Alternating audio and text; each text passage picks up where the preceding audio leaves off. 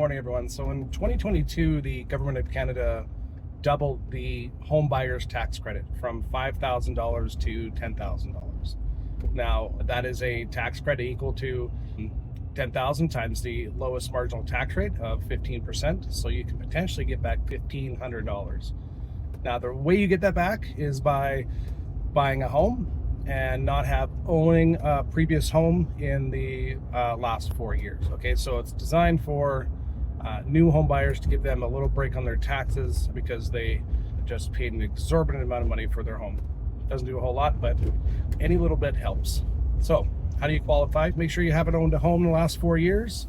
Make sure that you and your spouse don't both claim the tax credit, because you are only allowed to claim up to the 10,000. You can share it between the two of you, but you can only claim up to the 10,000. Okay. Another way that you can qualify is actually by qualifying for the disability tax credit. So if you qualify for disability tax credit and that home was purchased by yourself, or you purchased a home for someone who is disabled and that home is more accessible for their needs, then you can also claim the home buyer's tax credit. Okay. It does not need to meet the 4-year minimum standard, and that tax credit is available to the person who purchased it.